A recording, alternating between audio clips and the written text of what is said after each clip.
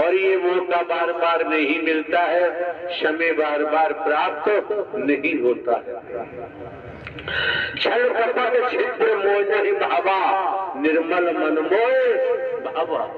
समझो, परखो, आपके परिवार में बेटा बेटी पति पत्नी कोई हो, झूठ बोलते हैं, परिवार के मुखिया से छल कपट करते हैं, आप बर्दाश्त नहीं कर सकते, तो परमात्मा को कोमल निर्मल हृदय चाहिए। छल कपट झूठ चालाकी चतुराई की यहाँ जरूरत, मैं की यहाँ जरूरत नहीं है।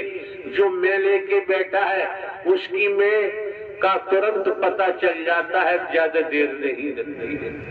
ये जो मौका मिला है, समय मिला है, वक्त मिला है, ये अमोलक समय है, इसे खरीदा नहीं जा सकता। आज ये माह का प्रथम मंगलवार है, वर्ष में कितने मंगलवार आते हैं, लेकिन आज का मंगलवार ये बार बार आने वाला नहीं।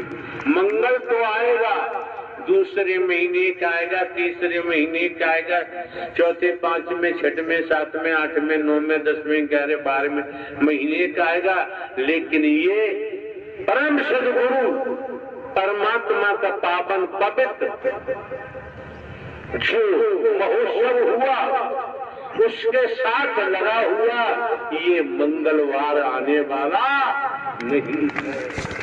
धन कमा सकते हैं आप, दौलत कमा सकते हैं, कोठी बंगले बना सकते हैं, कारखाने बना सकते हैं, मिल बना सकते हैं, लेकिन इस मंगलवार को लाना दौलत के आधार पे भी किसी के बस की बात नहीं। बड़े सौभाग्यशाली हो, क्यों हमारे द्वारा पूर्व में भी कहा है, आप सतगी सतो प्रधान आत्मा है। जब संपूर्ण निराकार ही सगुण साकार नारायण हरि के रूप में आपके मध्य आपके सम्मुख विराजमान है, इससे बड़ा सौभाग्य क्या हो।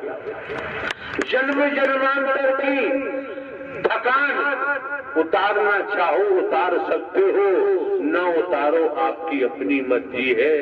मन में साकार हरि नारायण हरि परमात्मा परम सद्गुरु को दाखिल होने दो, जीवन धन्य हो जाएगा, माला माल हो जाओगे, घर परिवार फूलेगा फरेगा, और ईमानदारी निष्ठा को छोड़ दिया तो कोई गारंटी नहीं। नारायण साकार की संपूर्ण ब्रह्मांड में सदा सदा के लिए जय जयकार हो। जिन लोगों को ज्यादातर यहाँ बैठे हैं बेड पकड़ने की आदत है, बेड नहीं छोड़ते, रातों दिन चिपके रहते हैं, कहीं बेड कहीं भागने जाए। आज भी राजे महाराजे हैं, राजे महाराजों के जमाने की बात है, जो नौकरानी राजमहल में काम करती थी, मुख्य नौकरानी थी, छुट्टी लेकर वो चली गई, उसके जगह दूसरी नौकरानी लगाई। जहां राजा रानी जिस कक्ष में शयन करते थे, आराम करते थे, सफाई झाड़ू पोछा के लिए उस नई नौकरानी को भेजा गया। जब राजा रानी के रूम को, कक्ष को देखा नौकरानी ने, उसका मन विचलित हो गया, मुंह में पानी आ गया कि जिस पलंग पर राजा रानी शयन करते हैं कोई मुझे देख नहीं रहा, मैं बैठ के देखूं। जैसे ही नौकरानी के मन ने नहीं माना और बैठी, वैसी रानी साहब आ गई। उन्होंने चार से जो कुछ था उल्टा सीधा कहा। तुरंत राजा को सूचना दी, राजा आए। राजा ने कहा क्या बात है कि ये नौकरानी नहीं है, वो तो छुट्टी गई है, जिस पलंग पर हम लोग शयन करते हैं उस पर बैठी थी। पूछा राजा ने कि ऐसा किया कि हाँ, तो 20 चाबुक मारने की सजा सुना दी। बड़ा रहस्य। जब सजा सुना दी, अब नौकरानी पर चाबुक पड़ रही है। जो वस्त्र पहने हुए हैं, चाबुकों की चोट से, धमक से वस्त्र भी फट रहे हैं, चमड़ी भी फट रही है, मांस लटक रहा है, लहू खून बह रहा है, और नौकरानी हंसती जा रही है, हंसती जा रही है, हंसती जा रही है। ये सीन देखकर राजा बड़ा आश्चर्यचकित हुए कि बड़ी निर्लज्ज है।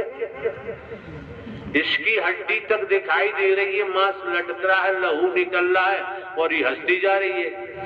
जब 20 चाबुक की मार सजा पूरी हो गई, तब राजा ने कहा तू बड़ी निर्लज्ज है, बता हंस क्यों रही थी? तो कहा कि राजन, ये मत पूछो मैं क्यों हंस रही थी। अगर आप ये पूछो तो मैं क्यों हंस रही थी, तो आपको हृदय गति बढ़ जाएगी या हार्ट अटैक हो जाएगा। ये बता। अब राजा का हुक्म। तो नौकरानी ने कहा, मैं तो क्षण मात्र के लिए पलंग पर बैठी, मेरी ये दुर्गति हो रही है। हंस हो रही थी कि राजा रानी तो रोज लेटते हैं, इनकी महा दुर्गति होगी, इन्हें कोई बचा नहीं सकता।